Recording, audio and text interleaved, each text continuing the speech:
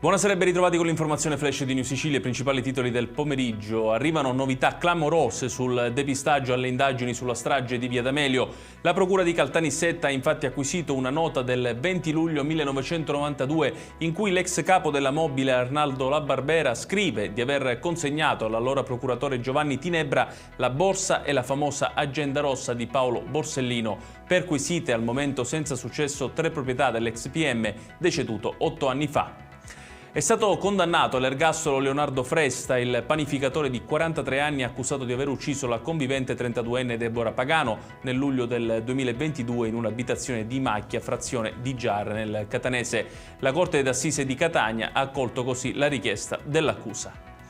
Medici Senza Frontiere ha condotto in collaborazione con il Policlinico di Palermo uno studio sulle torture subite dai migranti arrivati nel capoluogo siciliano. Secondo i dati raccolti sono 160 le persone sopravvissute a torture assistite nell'ospedale palermitano tra gennaio 2023 e febbraio 2025.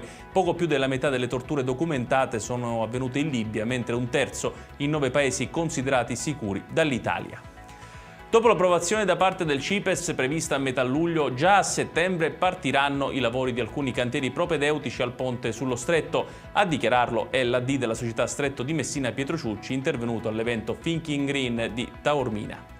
E chiudiamo con il meteo. Nella giornata di domani continuerà a splendere il sole su tutta la Sicilia, temperature in forte aumento con punte vicine ai 40 gradi ad Agrigento e Caltanissetta, previsto livello di preallerta incendi su tutta l'isola. Ed è tutto per questa edizione, tutti i dettagli su queste notizie li trovate come sempre sul nostro sito www.newsicilia.it.